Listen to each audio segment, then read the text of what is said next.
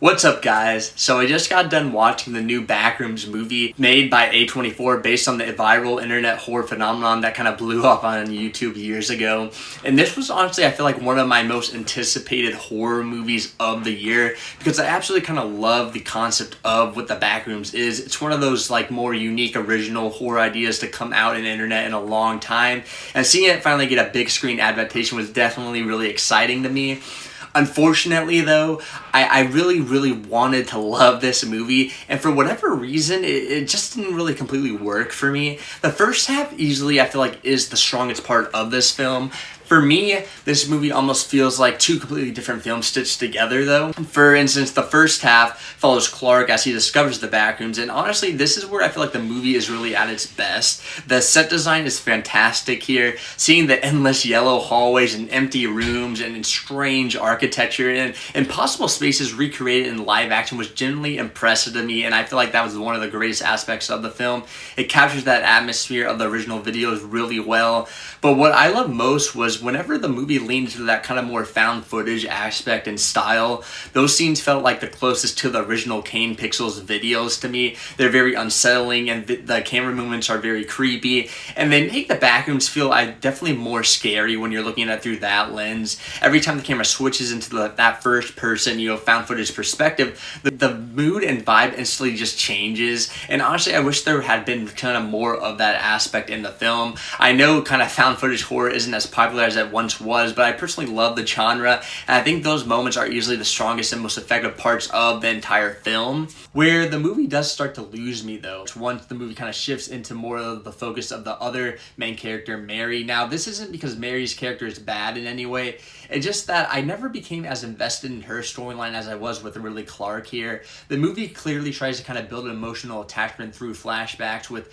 her whole childhood and kind of those moments, but for whatever reason, it never really fully connected with me. And because of that, when the movie completely kind of switches over to her perspective, it felt like the momentum kind of started to slow down a little bit for me. And meanwhile, Clark's character kind of takes a direction that honestly also didn't really work for me in that second half, and the film starts kind of presenting him almost like a villain during the second half of this movie. And I understand the idea they're trying to go for. He's kind of been trapped in the Backrooms at this point for a little while. He's traumatized. He's losing his grip on reality right now, but his transformation feels a little bit too sudden for me, the way it kind of plays out. The movie makes it feel like he's been trapped there for months or years, when in reality it's probably only been relatively like a couple days, because we spend the entire first half also following him as our main character.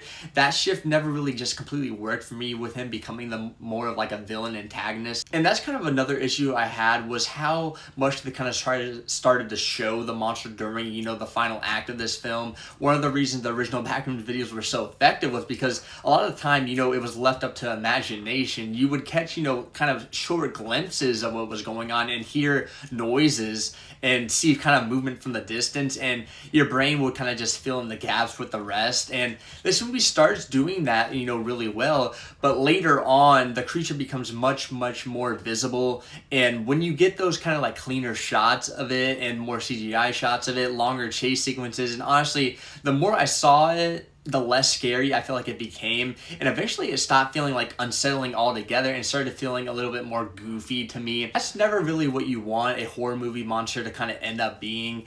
My biggest issue with the movie is definitely the ending, though. I've seen a lot of people online saying the same thing as well. The film ends very abruptly, and I kind of was just sitting in my chair when that moment happened thinking, is that really the end right here? And if you're someone who kind of, hasn't watched all of the original Backrooms videos and doesn't know much of the lore, I think you're probably going to leave the theater very confused. It feels like the movie expects you to already kind of understand that certain parts of the mythology, and I think that's where some audiences are also going to struggle with this film. A lot of people seeing this movie are not going to have watched probably the YouTube series, so they're just going because it's an A24 horror movie. So when the ending arrives and it starts throwing all these concepts at you, it feels like there's definitely a lot of information missing, and almost feels like the movie ends halfway through like the actual story. And normally I don't mind like ambiguous endings at all, but here it just feels less mysterious and just more incomplete. Honestly, would it have worked better as a series? Honestly, I think the Backrooms might have. And I feel like, maybe if like Amazon Prime or somebody did it, the lore, I feel like is fascinating enough to warrant a TV show. There's so much more world building you could do, and there's so much more mystery you could do. I don't think an hour and a half is enough time to properly explore everything in kind of like that lore. The movie feels like it's trying to squeeze years of internet mythology into like a single film, and you really feel that. Because of that, the characters don't get enough development either. The lore feels very rushed, and certain emotional moments don't land as hard as they should have near the end of the film. And a series would have, I feel like, given this concept more time to breathe.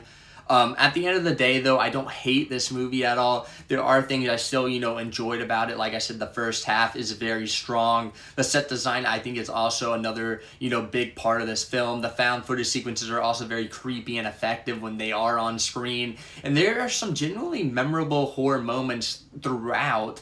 But once the movie kind of shifts over to Mary's storyline and her perspective and starts over-explaining the monster and rushes toward an ending that feels very unfinished, it does start to lose me near the end. I really wanted to love this movie, like I said, because I think the Backrooms is one of the coolest horror concepts really ever created. Unfortunately, I just don't think this adaptation fully lives up to the potential of that. But for me, this is going to be a 6.5 out of 10. Still worth checking out if you're a fan of the Backrooms, though. I feel like you'll probably get more enjoyment out of it, but I definitely walked away wanting more from it. Let me know what you guys thought down in the comments below, though, and I'll see you guys in the next one. Thanks.